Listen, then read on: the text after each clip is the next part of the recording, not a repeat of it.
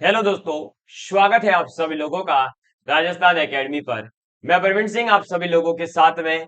जैसा कि आप सभी लोग जानते हैं, लगातार 2018 की लैब असिस्टेंट यानी प्रयोगशाला सहायक की भर्ती से आप सभी लोगों के साथ जुड़ा हुआ हूं। और ये राजस्थान एकेडमी जो सिरोही चैनल चल रहा है, तो ये कहीं ना कहीं राजस्थान के अंदर लैब असिस्टेंट की प्रिपरेशन करने वाले विद्यार्थियों के प्यार के बदौलत ही इस चैनल की शुरुआत हुई थी। और देखते ही देखते यह चैनल जो है 29,000 विद्यार्थियों का परिवार बन चुका है। और आगे भी आप सभी लोगों का प्यार इसी प्रकार से बना रहेगा। अब ये प्यार जो है पिछले 2018 से लेकर अभी 2023 आ गया, यानी 5 साल से कंटिन्यूअसली बना हुआ है। तो कहीं ना कहीं इस प्यार के बने रहने के पीछे हमारी भी कुछ ना कुछ तो मेहनत होगी, है ना। आज थोड़ी सी अपन बात करेंगे, उसके बाद अपन इंट्रोडक्शन के बारे में बात करेंगे, क्या है और कब से सिलेबस शुरू करने जा रहे हैं, सब चीजें आज से आपके साथ डिस्कस कर देंगे। और आज बेसिकली पहली क्लास भी रहने वाली है इलेक्ट्रोस्टैटिक यानी कि स्थिर वैद्युतिकी की आज ये पहली क्लास भी रहेगी। तो इस वीडियो को पूरा देखिएगा और आपको पूरा ओवरव्यू भी दिया जाएगा कि ये कोर्स किस प्रकार से आने वाला है। अब बात करते हैं, तो ये प्यार यूं ही तो बना हुआ नहीं है। राजस्थान एकेडमी ने पिछले 2018 की वैकेंसी हो, चाहे 2021 की वैकेंसी हो, चाहे आने वाली अब भर्ती हो, सभी के अंदर अपना बेहतरीन रिजल्ट दिया है, देगी और आगे भी देती रहेगी। इस बात का जो है आप सभी लोगों को विश्वास है और मुझे खुद को अपने ऊपर विश्वास है कि जिस प्रकार का कंटेंट हम आप लोगों के लिए लेकर के आएंगे, उससे आपको निश्चित रूप से ही सफलता मिल सकती है, अगर आप लोग भी हमारे द्वारा कही गई एक एक बात को मानेंगे तो। मेरे साथ में पिछले 5 साल से कई अलग अलग प्रकार के विद्यार्थी, कुछ ऐसे विद्यार्थी अभी जुड़े हुए हैं जो इवन 11th क्लास में है, कुछ ऐसे बच्चे जुड़े हुए हैं जो 12th क्लास में पढ़ रहे हैं और अब आगे लैब असिस्टेंट की भर्ती जो आने वाली है उसकी तैयारी करना चाहते हैं। और कुछ विद्यार्थी ऐसे होंगे जो सोच रहे होंगे वैकेंसी आएगी ही नहीं। तो देखो भैया, वैकेंसी तो आएगी, चाहे तो इस साल आए चाहे अगली साल आए, लेकिन वैकेंसी आना तो निश्चित है। ये आप लोगों को पहले ही बता दूं। तो ये तो कभी नहीं सोचे कि वैकेंसी नहीं आएगी। हाँ, जो 12वीं में है इस बार उनके लिए बहुत बढ़िया चांस है, क्योंकि जैसे ही वैकेंसी आएगी वो 12वीं पास हो चुके होंगे। और वो ऑब्वियस सी बात है कि फर्स्ट अटेम्प्ट में ही 12वीं का नया नया नॉलेज यूज करके आप जो है लैब असिस्टेंट बन सकते हैं। 2800 ग्रेड पे की नौकरी पर पहुंच सकते हो। बहुत शानदार नौकरी है, ये मजे करोगे और उसके बाद आगे पढ़ाई भी करते रहिएगा। ठीक है, अब बात करते हैं कि ये भर्ती तो आएगी, ये भी फिक्स हो गया। हमारे पास अलग अलग वैरायटी के बच्चे जुड़े हुए हैं, ये भी फिक्स हो गया। अब बात करते हैं कि हमें जो है फिजिक्स या केमिस्ट्री राजस्थान एकेडमी से ही क्यों पढ़नी चाहिए, थोड़ी सी इसकी बात कर लूं। तो हमने 2018 में भी 30 से ज्यादा विद्यार्थियों का सिलेक्शन दिया है। ठीक है, ये रियल रिजल्ट बता रहा हूँ, फेक रिजल्ट बताने में तो मैं बता सकता हूँ कि 1000 बच्चे मेरे से जुड़े हुए हैं। आधे लोग वो भी रिजल्ट बता रहे हैं जिनके पास में चैनल ही नहीं था 2018 के टाइम, 2021 की वैकेंसी के टाइम। और उनका 2021 में 23 में पता नहीं कैसे सिलेक्शन हो गया। 500 से ज्यादा बच्चों का, कोई 350 से ज्यादा बच्चे। भाई वैकेंसी कितनी थी वो भी देख लिया करो एक बार, है ना। तो बच्चों आपको ध्यान रखना है इस बातों का। अब वो तो देखो, एडवर्टाइजमेंट हर कोई करना चाहता है, हर कोई ये चाहता है कि अपना जो है बेस्ट प्लेटफॉर्म बने और ज्यादा से ज्यादा विद्यार्थी मेरे साथ जुड़े। मैं भी यही चाहता हूँ, इसलिए तो आपको आज बता रहा हूँ। एक सेकेंड, है ना, इसीलिए तो आपको बता रहा हूं कि भाई हमने भी रिजल्ट दिया है, क्योंकि जो है कहीं ना कहीं ये चैनल थोड़ा सा पीछे हो गया था, टेक्नोलॉजी की वजह से कहें, चाहे मेरी इनरेगुलरिटीज की वजह से कहें। तो अब जो है इस चैनल को पुनः विद्यार्थियों तक पहुंचाने का कार्य आप सभी को करना है। तो ये कार्य कब होगा, जब हम हमारी तरफ से आपकी तरफ पूरा एफर्ट लगाएंगे और आप लोगों के लिए अब रेगुलरिटीज के साथ क्लास लेकर के आएंगे। आपने एलडीसी साइंस की क्लास हमने शुरू कर रखी है। आपने देखा होगा इरेगुलरिटी एक दिन भी नहीं आने दे रहे हैं, पिछले 3 वीक से क्लास चालू है और कंटिन्यूअसली आ रही है, एक दिन भी नहीं छोड़ रहे। रात को 10 बजे आ रही है तो आ रही है। ऐसे ही आज लैब असिस्टेंट के विद्यार्थियों के लिए फिजिक्स की क्लास शुरू की जा रही है।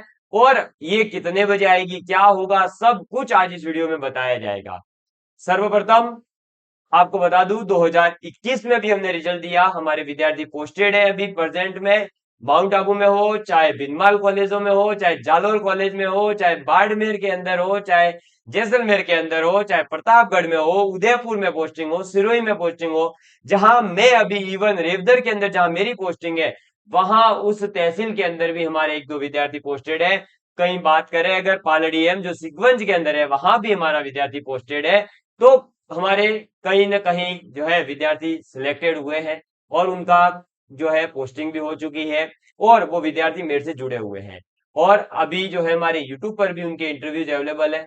चाहे अल्पेश कुमार का देख लीजिए आप, राम सिंह जी का देख सकते हैं, जोगाराम जी का देख सकते हैं, यूट्यूब पर अवेलेबल है। ये तो वो बता रहा हूँ। बाकी कई विद्यार्थी ऐसे हैं जिन्होंने हमें वीडियोस नहीं भेजे हैं, केवल डाटा आए थे तो वो टेलीग्राम पर अपलोड है, आप देख सकते हैं। अब बात करते हैं अपन अपनी पढ़ाई के ऊपर, है ना।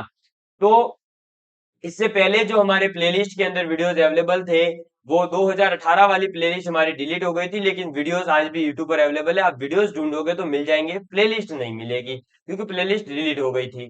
इसके बाद 2021 की प्लेलिस्ट हमने शुरू करी थी, वो भी अपलोडेड है, आप देख सकते हैं। 2024 के लिए भी मैंने कुछ समय पहले ही क्लासेस शुरू करी थी, लेकिन 14 या 15 क्लासेस के बाद मैंने बंद कर दी थी वो क्लासेस। उसका रीजन ये नहीं था कि हमें जो है कोई पैसा चाहिए था या वो नहीं, उसका रीजन ये था कि हमने सोच लिया था कि अब हम जो है टेक्नोलॉजी अडॉप्ट करेंगे और विद्यार्थियों के लिए बेस्ट टेक्नोलॉजी के माध्यम से क्लासेस लेकर के आएंगे। इसलिए जो है जैसे ही हमारे पास में ये टेक्नोलॉजी आ गई, उसके बाद से ही हमने सोच लिया कि अब इन क्लासेस को बंद करो और इन क्लासेस को बेहतरीन तरीके से नए कंटेंट के साथ, अपडेटेड कंटेंट के साथ, सॉलिड क्वेश्चंस वगैरह के साथ में लेकर के आएंगे और यूट्यूब के ऊपर तहलका मचाएंगे। तो अब ये प्लेलिस्ट एकदम नई शुरू की जा रही है 2024 लैब असिस्टेंट के विद्यार्थियों के लिए। तो उनके लिए एकदम नया कंटेंट और पूरा इस स्मार्ट बोर्ड पर आएगा और साथ ही साथ एकदम अपडेटेड कंटेंट। अभी तक जो पढ़ाया था वो तो आएगा ही, लेकिन आपको पता है कि जैसे जैसे टीचर पढ़ाते जाता है नई नई चीजें मिलती जाती है। नए नए पेपर हो गए, अब 3 पेपर हो गए। 2016 का देखिए, उसमें भी हमने सिलेक्शन दिया था, लेकिन ऑफलाइन में उस टाइम पे सिर्फ गाइडेंस के माध्यम से बच्चों को पढ़ाया था। फिर 18 में तो हमने खुद ने कई सिलेक्शन दे दिए ऑनलाइन पे आरा करके। अब बात करते हैं इसकी, किसकी, इलेक्ट्रोस्टैटिक्स की, यानी कि लैब असिस्टेंट के अंदर आने वाली फिजिक्स की। सर्वप्रथम बता दूं, अब पैटर्न चेंज है। लैब असिस्टेंट के 2 पेपर होते हैं, ठीक है। और लैब असिस्टेंट के फर्स्ट पेपर में जीके आएगा, उसका प्रिपरेशन कैसे करना है, उसकी स्ट्रेटजी पर वीडियो अगर आप चाहते हैं तो एक बार कमेंट करिएगा, उसको लेकर के आएंगे। दूसरी बात, ये जो अपन बात करेंगे साइंस की, ये सेकेंड पेपर होगा। सेकेंड पेपर के अंदर आपके फिजिक्स आएगी, केमिस्ट्री आएगी, बायोलॉजी आएगी। एक पॉइंट उसमें ऊपर ऐड किया गया है कि सेकेंडरी लेवल की, तो आपको 10वीं लेवल की कोई विज्ञान पढ़ने की जरूरत नहीं है। वो क्यों ऐड किया गया है 10 बार मैंने वीडियोस में बता रखा है। 2021 की जब सिलेबस चेंज हुआ तब भी बता रखा है, यूट्यूब पे जाकर वीडियो देख लेना, मिल जाएगा मेरा पुराना, उसमें बता रखा है, ठीक है। बार बार वही चीज डिस्कस नहीं करूंगा, आपको नहीं पढ़ना है, बस इतना सा बता दिया इसमें। तो 11 12th लेवल की फिजिक्स, केमिस्ट्री, बायोलॉजी तीनों सब्जेक्ट तैयार करनी है। फिजिक्स जो है मैं शुरू करने जा रहा हूं आज से। फिजिक्स कंप्लीट होने के बाद मैं केमिस्ट्री शुरू करूंगा, क्योंकि मैं अब जो है थोड़ा सा प्रॉपर वे में क्लासेस चलाऊंगा रेगुलरिटीज के साथ में, और पैटर्न जो बताया जाएगा उसी पैटर्न में क्लासें आएगी। क्योंकि पहले जो है हमने क्लासें 2-3 साथ में शुरू करी और फिर कहीं ना कहीं विद्यार्थी परेशान होता है अगर एक दिन भी क्लास नहीं आती है तो। और हमारे भी हेल्थ इश्यूज रहते हैं, कई सारी टेक्निकल प्रॉब्लम्स वगैरह हो जाती है, तो कई बार ऐसा हो जाता है इस वजह से, ठीक। चलो बात करते हैं फिजिक्स का। सिलेबस आप सभी लोगों ने देख रखा है, ये 11th लेवल का सिलेबस है। मैंने बता ही रखा है, स्टार्टिंग के जो 4 टॉपिक है वो 11th के हैं, ठीक है। बार बार बताने की अब जरूरत नहीं है, इसकी स्ट्रेटजी को लेकर वीडियो ऑलरेडी यूट्यूब के ऊपर अवेलेबल है, देख लीजिएगा 11th क्लास की।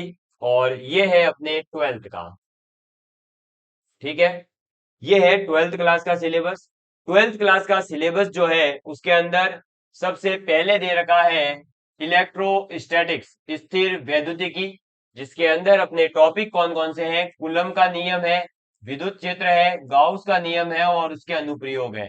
तो ये जो 3 टॉपिक है, कूलम्स का नियम, गाउस के नियम और उसके अनुप्रयोग, और इसके साथ में कौन सा है अपना, इसके साथ में है विद्युत क्षेत्र, इलेक्ट्रिक फील्ड, इनको अपने पढ़ना है, ठीक है। तो चलिए आज की क्लास को करते हैं शुरू। बदल जाओ वक्त के साथ या फिर वक्त बदलना सीखो, मजबूरियों को मत कोसो, मजबूरियों को मत कोसो, हर हाल में चलना सीखो, हर हाल में चलना सीखो।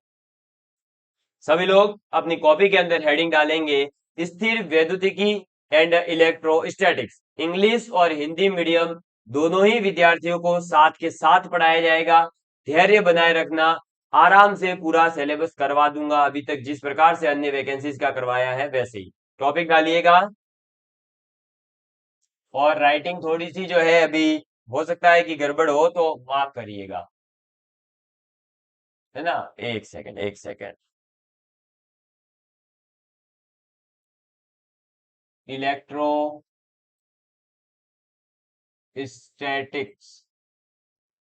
ठीक।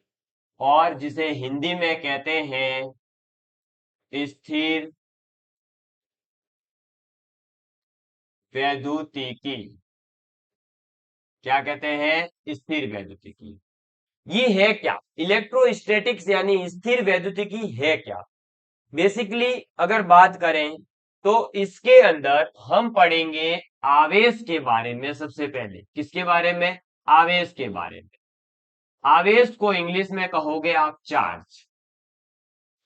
तो ये जो आवेश होता है, ये आवेश जब स्थिति इसकी कैसी हो, रुकी हुई हो, जब आवेश रुका हुआ होगा, स्टडी स्टेज के अंदर होगा, यानी विराम अवस्था में होगा, तब जिसकी हम स्टडी करेंगे उसको हम कहते हैं स्थिर वैद्युतिकी। इसका मतलब ये हुआ कि जब आवेश स्थिर अवस्था में हो तब किया गया अध्ययन, आवेश के अध्ययन को हम क्या कह देते हैं? स्थिर वैद्युतिकी कह देते हैं।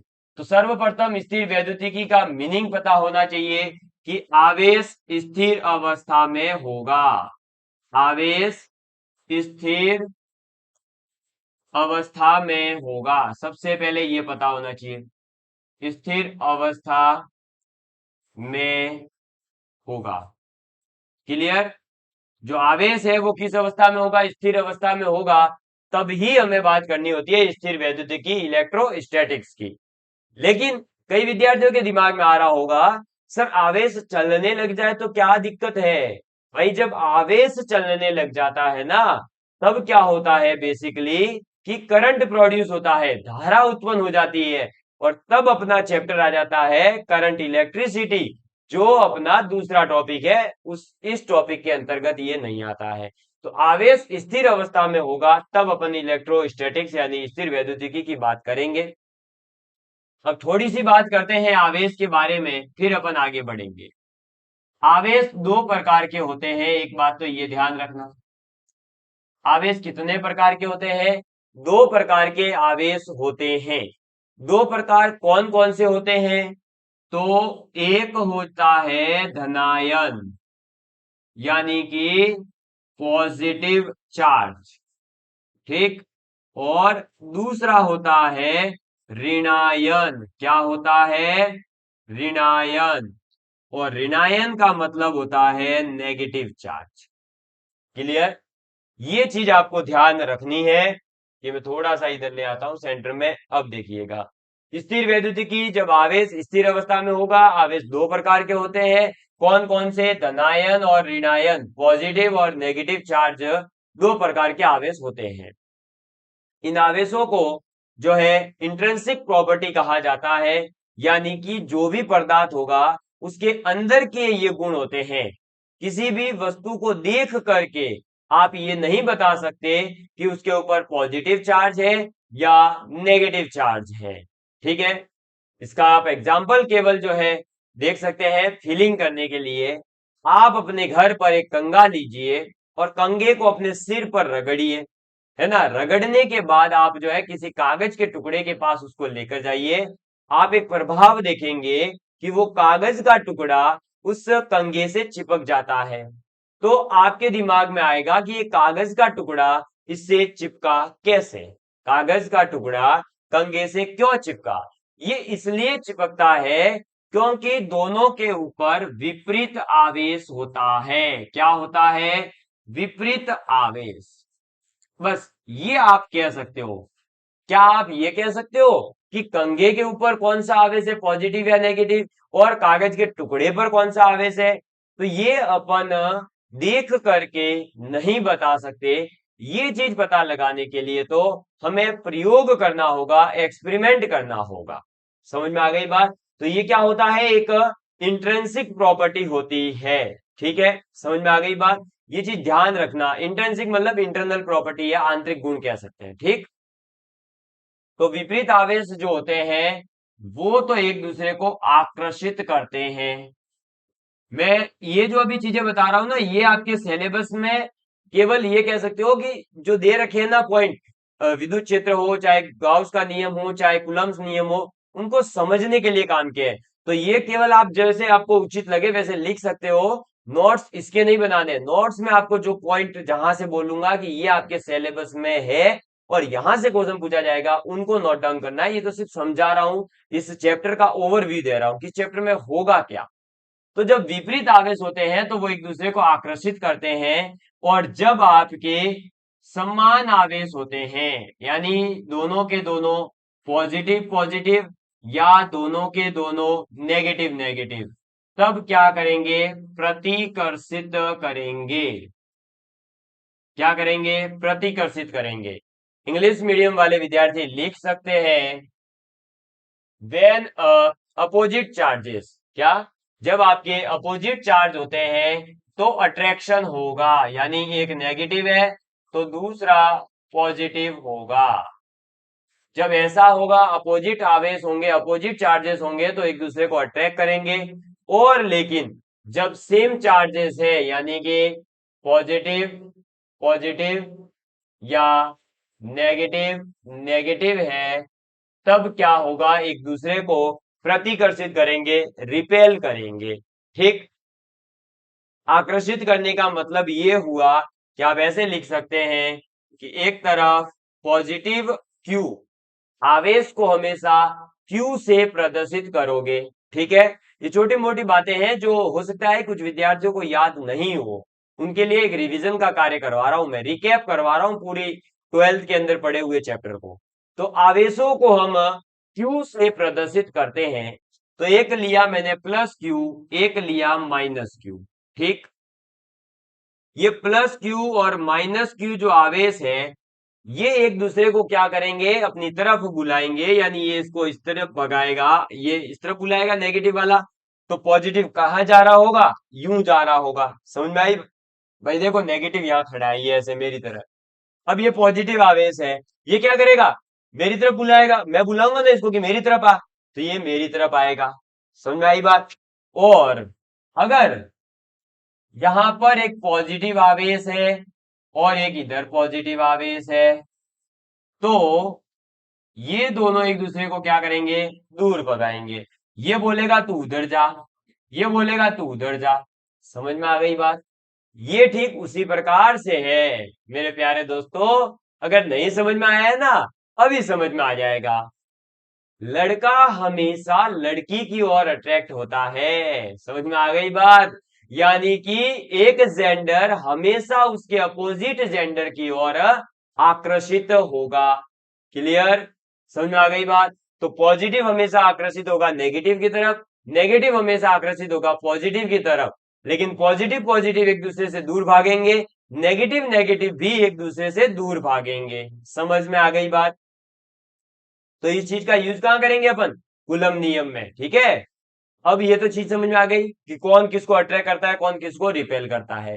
इसके साथ में जो हमारा ये आवेश होता है ना, इस आवेश की SI unit, system of international unit, यानी कि इकाइयों का जो अंतरराष्ट्रीय मानक होता है ना, उसकी बात कर रहा हूं। तो SI यूनिट जो है, इसकी जो इकाई है वो है कुलम्ब। क्या है? कुलम्ब, जिसे अपन कैपिटल C से प्रदर्शित करते हैं। किससे प्रदर्शित करते हैं? कैपिटल C, यानी बड़े C से प्रदर्शित करते हैं। ठीक है, याद रखना। दूसरी बात, एक और इंपॉर्टेंट पॉइंट लिखे आवेश के बारे में कि आवेश के साथ हमेशा, आवेश के साथ हमेशा द्रव्यमान, यानी कि इंग्लिश में कहते हैं मास, तो द्रव्यमान होगा। ठीक है, आवेश के साथ में, यानी कि charge is always comes with mass, आवेश के साथ हमेशा क्या होगा? द्रव्यमान होगा ही होगा। तो charge is always comes with mass. मैं ट्राई करूंगा कि इंग्लिश और हिंदी मीडियम दोनों ही प्रकार के विद्यार्थियों को संतुष्ट कर पाऊं, और फिर भी कहीं पर कमी हो तो आप कमेंट करके जरूर बताइएगा, उसको अपन अगली क्लास में सुधार देंगे। तो आवेश के साथ में हमेशा क्या आएगा? द्रव्यमान आएगा। लेकिन जहां पर द्रव्यमान होगा वहां पर आवेश हो, ये कोई जरूरी नहीं है। ठीक है, इस चीज का जरूर ध्यान रखें कि द्रव्यमान है इसका मतलब वहां आवेश होगा ही होगा, ये जरूरी नहीं है। लेकिन आवेश है तो द्रव्यमान होगा ही होगा। क्लियर? इसके बाद में एक और पॉइंट याद रखिएगा कि आवेश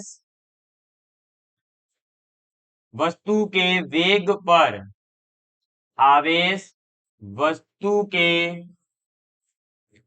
वेग पर निर्भर नहीं करता है। ठीक है, मैं इसको थोड़ा सा छोटा करना चाहूंगा ताकि अच्छे से लिख पाऊं। हो गया है छोटा, ये देखिएगा। चलो, तो आवेश जो है वो वस्तु के वेग पर निर्भर नहीं करता है, ये बात याद रखना। आपका जो आवेश होगा, जो चार्ज होगा, वो वस्तु यानी जो ऑब्जेक्ट है उसकी वेलोसिटी पर डिपेंड नहीं करता। Charge is independent of objects velocity, यानी जो वस्तु है उसके वेग पर निर्भर नहीं करता है। क्योंकि वस्तु का वेग अगर बढ़ने पर आवेश बढ़ता या घट रहा होता, तो ट्रेन जब यानी रेलगाड़ी जब, आपको पता है कि इतनी फास्ट चलती है, अगर इतनी फास्ट कोई वस्तु चलेगी तो उसके ऊपर आवेश अगर क्रिएट होता, आवेश अगर बनता होता स्पीड बढ़ने पर, वेग बढ़ने पर, तो आवेश उसके ऊपर बहुत ज्यादा हो जाता, और जो उसके अंदर अंदर लोग बैठे हैं वो तो वैसे ही जल जाते आवेश की वजह से, है ना? बहुत ज्यादा, तो फिर करंट आ जाता, तो उसमें तो चलने लगता था। और अगर ऐसा होता कि घटता है तो इतना कम हो जाता कि वो गाड़ी चल ही नहीं पाती। समझ में आई बात? तो इस चीज का ध्यान रखें कि आवेश जो है वो वस्तु के वेग पर निर्भर नहीं करता है। इस चीज को भी आपके दिमाग में फिट रखना है। इसके अलावा आवेश जो है वो हमेशा संरक्षित रहता है, यानी कि जिस प्रकार से आपने पढ़ा है 11th क्लास के अंदर कि हमारा जो वर्क है, जो एनर्जी है, वो हमेशा कंजर्व रहती है, ऊर्जा हमेशा संरक्षित रहती है। वैसे ही आवेश भी हमेशा संरक्षित रहता है, जिसे अपन कंजर्वेशन ऑफ चार्ज कहते हैं। तो ये लिखिएगा कि आवेश हमेशा संरक्षित रहता है। आवेश हमेशा संरक्षित रहता है, संरक्षित रहता है। ठीक है, आवेश को ना ही तो आप उत्पन्न कर सकते हो और ना ही जो है उसे आप नष्ट कर सकते हो। हाँ, ये जरूर है कि एक वस्तु से दूसरी वस्तु में, दूसरी वस्तु से तीसरी वस्तु में आप आवेशों का स्थानांतरण कर सकते हो, लेकिन आवेश को आप उत्पन्न नहीं कर सकते हो। ठीक है, आप इसे एक बार नोट डाउन कर लीजिए। मैं चेक कर लेता हूं कि वीडियो प्रॉपर तरीके से रिकॉर्ड हो रहा है, आवाज वगैरह। Okay okay. अगर देखिए प्यारे मेरे भाइयों और बहनों और दोस्तों, कहीं पर भी किसी प्रकार की समस्या हो जाए ना तो बता दिया करें, है ना? ऐसा नहीं सोचे कि पता नहीं सर की क्वालिटी, अरे भाई देखो, वीडियो रिकॉर्ड करते समय पढ़ाते पढ़ाते भूल जाते हैं कि वहां रिकॉर्ड हो भी रहा है कि नहीं हो रहा, हम तो पढ़ाने में मशगूल होते हैं, इस वजह से कई बार कोई छोटी मोटी गलती हो जाए तो बता दिया करें। इसी के साथ आपकी क्लास का टाइम क्या रखें या आप कमेंट करके बता देना। मैं ये एक वीडियो तो जो है अपलोड कर दूंगा, लेकिन फिर भी आप जो है अपना समय बता दीजिएगा, उस समय के अनुसार अपन रखेंगे। इसके साथ में आप जो है अपने हिंदी और इंग्लिश में, मैं दोनों में बोलूंगा, तो हिंदी इंग्लिश मीडियम वाले दोनों ही अलग अलग लिख लिया करें। ठीक है, ये थोड़ा सा कोऑपरेट करिएगा। इसके साथ में अगर कभी क्लास नहीं हो पाए तो पीछे की क्लासों को रिवाइज भी करें, है ना? बार बार एक ये कमेंट ना करें वैकेंसी कब आएगी। देखो, वैकेंसी आएगी आएगी आएगी, आज आएगी, कल आएगी, परसों आएगी, ये मैं नहीं कह रहा हूं। पहले भी मैंने वीडियो में कई बार समझाने का प्रयास करा है, तो भी बार बार वही चीजें नहीं पूछे, है ना? चलो, तो आवेश जो है हमेशा संरक्षित रहता है, ये ध्यान रखिएगा। और इसके अलावा आगे बढ़ते हैं, तो हमारा जो विलगित निकाय होता है, जो आइसोलेटेड सिस्टम होता है ना, जिसके अंदर ना ही तो वस्तु से मतलब वस्तु बाहर आ सकती है, ना ही वस्तु को आप बाहर निकाल सकते हो, और ना ही उष्मा का भी आदान प्रदान हो सकता है। इस प्रकार का जो सिस्टम होता है उसके अंदर, इस प्रकार के निकाय के अंदर आवेश हमेशा संरक्षित रहता है। आप इसको ऐसे लिखिएगा, ज्यादा हिंदी लिखने की जरूरत नहीं है ना इंग्लिश, कि अगर कोई एक इस प्रकार का डिब्बा है और इस डिब्बे के अंदर अगर 4 कूलम, 5 कूलम, -6 कूलम, -2 कूलम इस प्रकार से टोटल आवेश था, ठीक है। तो आप इस आवेश को हमेशा क्या करोगे, जोड़ दोगे। 5 और 4 प्लस प्लस वाले अलग जोड़ो, 5 और 4 कितने होते हैं, 9। ये माइनस का, ये माइनस का, -2 और -6 -8। तो 9 -8 कितना होता है, 1 कूलम। तो इसका मतलब क्या हुआ कि ये जो 1 कूलम आवेश है, अब ये इस बॉक्स के अंदर सेव ही रहेगा, और साथ ही साथ हमेशा किसी भी निकाय के अंदर कुल कितना आवेश है ये जो है आप टोटल कर दोगे सभी आवेशों को, उसके बाद में बताओगे। ऐसा नहीं होगा कि मेरे से पूछा तो मैंने बोल दिया 5 कूलम, किसी आपसे पूछा किसी ने बोला 4 कूलम, किसी ने बोला -6, किसी ने बोला -2। नहीं, तो फिर आपका आंसर गलत हो जाएगा। आपको जब भी किसी वस्तु पर आवेश पूछा जाए तो हमेशा उस वस्तु के ऊपर कुल कितना आवेश है उन सभी आवेशों को जोड़ करके ही आप बताएंगे। और जोड़ेंगे भी कैसे, तो आप जैसे बीज गणितीय संख्याएं जोड़ते हो, केवल नॉर्मल जैसे आप जोड़ने का कार्य करते हो, जोड़ने की प्रक्रिया करते हो, एडिशन करने का कार्य करते हो, वैसे ही आप ऐड कर दोगे और कुछ भी नहीं करोगे। समझ में आ गई बात, क्लियर है। चलिए, अब ये तो बातें हुई है केवल और केवल आवेश के बारे में, यानी कि चार्ज के बारे में, ठीक है। अब अपन बात करें अगर आगे, तो अपन ने यहां पर एक पॉइंट पढ़ा था कि जो आवेश है वो अगर समान है तो एक दूसरे को प्रतिकर्षित करते हैं, और अगर विपरीत आवेश है तो एक दूसरे को आकर्षित करते हैं। ये चीज अपन ने पढ़ी थी। चलो, इसमें कोई दो राय नहीं है, लेकिन आपके दिमाग में जरूर आया होगा, है ना। आया कि नहीं आया, बताना मुझे कमेंट करके। आपके दिमाग में जरूर आया होगा कि सर ये कितना इसको आकर्षित करेगी, कितना इसको प्रतिकर्षित करेगी। ये अगर मुझे संख्याओं में मान निकालना हो तो मैं कैसे निकालूंगा। तो संख्याओं में मान निकालने के लिए ही इस आकर्षण और प्रतिकर्षण का जो संख्याओं में मान होता है वो निकालने के लिए ही आपका जो है कौन आया था, कूलम का नियम। तो जो आपके सिलेबस में दे रखा है ना कूलम का नियम, वो इसी वजह से दे रखा है। तो अब अपन बात करते हैं थोड़ी सी कूलम के नियम की, यानी कूलम का नियम। तो आप इंग्लिश मीडियम वाले लिख सकते हैं कूलम्स लॉ। एक मिनट, है ना, थोड़ा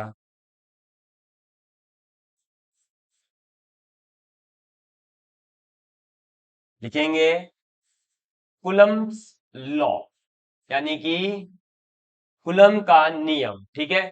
हिंदी में अपन लिखेंगे कूलम, लेकिन इंग्लिश में जब लिखोगे तो कूलम आता है, इसमें बी जो है वो साइलेंट है, ऐसा इंग्लिश मानती है। अपने इंग्लिश ग्रामर नहीं सीख रहे तो अपने तो कूलम या कूलम्स जो भी आपको याद रहे वो याद रखना। कूलम का नियम क्या कहता है, ये कहता है कि एक आवेश दूसरे आवेश को कितना आकर्षित और प्रतिकर्षित करेगा, ये संख्यात्मक रूप से अगर निकालना है तो वो निकालने के लिए आपको क्या करना होगा, कूलम नियम का पालन करना होगा। और कूलम नियम ये कहता है कि इन दोनों वस्तुओं सॉरी दोनों आवेशों के मध्य की दूरी का स्क्वायर करो और उसका व्युत्क्रम, और दोनों आवेशों का गुणनफल, इनका जो अनुपात होता है उसे कहते हैं क्या, क्या, प्रतिकर्षण और आकर्षण की मात्रा, या कूलम्स बल, या इलेक्ट्रोस्टैटिक फोर्स यानी स्थिर वैद्युतिकी बल कहते हैं। समझ में आ गई बात। तो कूलम नियम क्या कहा था, इसने कहा था कि जो बल है, पहला पॉइंट इन्होंने कहा था कि बल वस्तु की बल वस्तु की दूरी, वस्तु की दूरी के वर्ग के व्युत्क्रमानुपाती, व्युत क्रमानुपाती यानी कि इनवर्सली प्रोपोर्शनल। ठीक है, मैं बताऊंगा, आगे भी लिखूंगा फॉर्मूला, ये तो केवल बता रहा हूं याद रखने के लिए, क्योंकि कई बार थ्योरेटिकल क्वेश्चन आएगा तो वह काम करेगा। तो बल वस्तु की दूरी के, अरे यार ये वस्तु नहीं है, ये आवेश याद रखे, है ना। बल आवेशों, दो आवेश होंगे। बल आवेशों की दूरी के वर्ग के व्युत्क्रमानुपाती। और दूसरा पॉइंट याद रखना, आवेशों के गुणनफल, आवेशों के गुणनफल के समानुपाती, के समानुपाती यानी डायरेक्टली प्रोपोर्शनल, समानुपाती होता है। ये चीज याद रखनी है। तो कूलम का नियम क्या कहता है बेसिकली, कि जो प्रतिकर्षण और आकर्षण यानी कि जिसे अपन इलेक्ट्रोस्टैटिक स्थिर वैद्युतिकी बल कह रहे हैं, वो दो चीजों पे डिपेंड करेगा। एक तो उन आवेशों की मध्य की जो दूरी है उसके वर्ग के व्युत्क्रमानुपाती होगा, और साथ ही साथ आवेशों का जो गुणनफल है उसके समानुपाती होगा। इन दो लाइनों को यूज करते हुए इसका जो फॉर्मूला आएगा वो क्या आएगा, देखो। इसका जो फॉर्मूला आ जाता है, जो सूत्र आता है कूलम्स लॉ का, वो आ जाता है F E, electrostatics force is directly proportional to Q1 Q2 और inversely proportional to R square, यानी कि वर्ग का स्क्वायर, जो इसकी दूरी है उसके वर्ग का इनवर्सली प्रोपोर्शनल होगा। तो इनवर्सली मतलब उल्टा, जैसे देखो एफ ई बढ़ेगा तो आर घटेगा, आर बढ़ेगा तो ई घटेगा।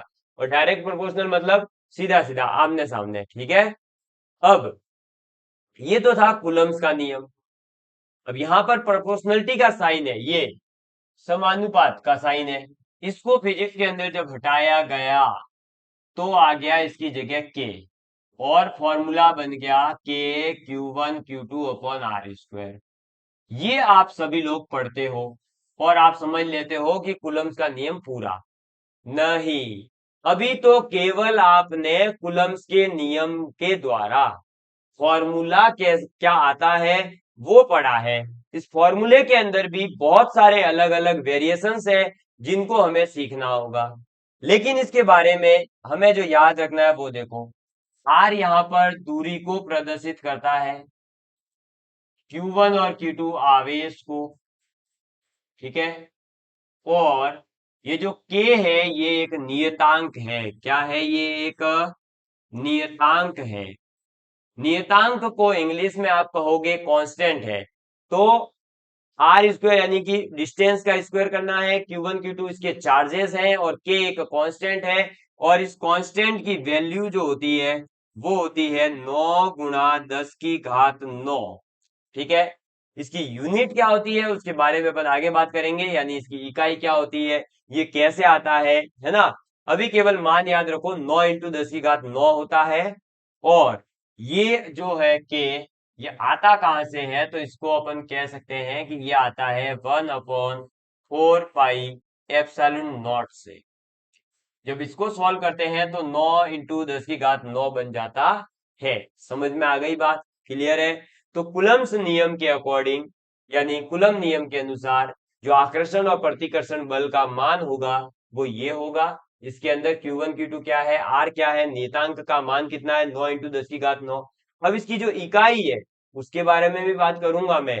और 1/4 4 पाई एप्सिलॉन नॉट हमेशा होता है क्या, या कोई अलग माध्यम जब आता है तब क्या होता है, क्योंकि आपके क्वेश्चन पूछा गया है कई बार कि ये माध्यम है और जब दूसरे माध्यम में गए तो बल इतना कम हो गया, इतना बढ़ गया। वो बढ़ता कैसे है, वो कम कैसे होता है, इसके बारे में भी बात करेंगे। समझ में आ गई बात, तो इसके बारे में अपन बात करेंगे अगली वीडियो के अंदर। आज पहली क्लास है, आज ही अगर मैंने पूरा का पूरा ज्ञान दे दिया तो आधे बच्चे तो भाग जाएंगे डर के कि पता नहीं किस लेवल की फिजिक्स पढ़ा रहे हो, है ना। तो डरना नहीं है भैया, पढ़ना है और बनना है लैब असिस्टेंट। एक बार मैं देख लूं, ओके ओके, प्रॉपर तरीके से रिकॉर्डिंग हो रही है। अब थोड़ी सी मैं आपके साथ में क्लासें कब आएगी, कितने दिन आएगी, क्या पूरे हर रोज आएगी, इसके बारे में थोड़ी बात करते हैं। देखिए दोस्तों, सर्वप्रथम तो आपको पता है कि ये जो है वैकेंसी अभी तक घोषित नहीं हुई है। एक सेकंड, एक सेकंड, अभी तक ये वैकेंसी जो है वो घोषित नहीं हुई है। तो वैकेंसी आने तक, है ना, एक सेकंड, ये यानी भर्ती आने तक आप लोगों के एक सप्ताह में 3 क्लास होगी। कितनी होगी? क्लासेस कितनी हो जाएगी? एक सप्ताह के अंदर, 1 वीक में 3 क्लासें होगी। और ये 3 दिन कौन कौन से होंगे? तो ये 3 दिन होंगे आपके मंगलवार, ठीक, जहां से आज से मैं शुरू कर रहा हूं मंगलवार से ही, है ना। सुबह 11 बजे आप ये वीडियो देख रहे थे, तो मंगलवार से एक तो क्लास आएगी अपनी, और मंगलवार के बाद में गुरुवार, ठीक है, और फिर शनिवार।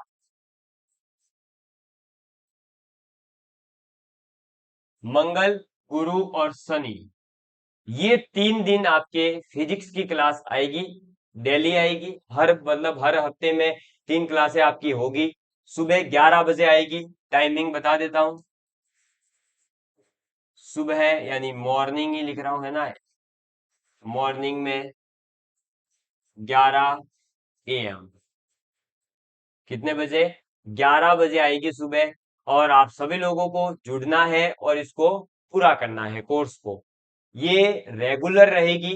हाँ, हफ्ते में 3 आएगी, लेकिन रेगुलर आएगी। ऐसा नहीं होगा कि एक हफ्ते में गायब हो गए, नहीं, रेगुलरिटी के साथ में आती रहेगी, लगातार आती रहेगी। और मैं प्रयास करूंगा कि 2023 का जो लास्टवा दिन होगा, 31 दिसंबर 2023, तब तक ये कोर्स पूरा करवा दूंगा। क्योंकि मैं एक दिन का गैप जरूर ले रहा हूं, लेकिन ये गैप आप ही के लिए ले रहा हूं, ताकि मैं लंबी वीडियो बना सकूं। अदरवाइज इतना समय नहीं मिल पा रहा कि मैं जो है कंसिस्टेंसी के साथ में रेगुलर वीडियो ला पाऊंगा। तो इसलिए प्रयास करूंगा कि आप लोगों को 3 वीडियोस ही मैक्सिमम एक टॉपिक के मिले। एक टॉपिक के 3 वीडियो, जिसमें से 2 मैं थ्योरी में कवर कर लूंगा, और एक वीडियो में अपन इसके क्वेश्चंस को भी डिस्कस करेंगे। ठीक है, तो मुझे उम्मीद है कि आप सभी लोग मेरा सपोर्ट करेंगे और इस चीज को समझेंगे। अगर वैकेंसी घोषित हो गई, वैकेंसी घोषित हो गई, तो मैं डेली भी क्लास लगा दूंगा और आपका कोर्स करवा दूंगा। समझ में आ गई बात? इसके अलावा अगर किसी विद्यार्थी को नहीं लगता है कि भाई हमें तो जो है अभी ही कोर्स चाहिए है, तो आप प्ले स्टोर पर जाइए, Rajasthan academy Sirohi app download करिए, वहां अवेलेबल है। फिजिक्स का 199 में आप पढ़ सकते हैं। ठीक है, बाकी पूरा कोर्स यहाँ पर अवेलेबल करवाऊंगा। सभी विद्यार्थी पढ़िएगा, मस्ती के साथ में सीखेंगे और आगे बढ़ेंगे और लैब स्टैंड बंद कर रहेंगे। तो चलिए, मिलेंगे अब अगली क्लास में। तब तक के लिए bye bye, love you all of you, please take care, please share with friends. जय हिंद, जय भारत।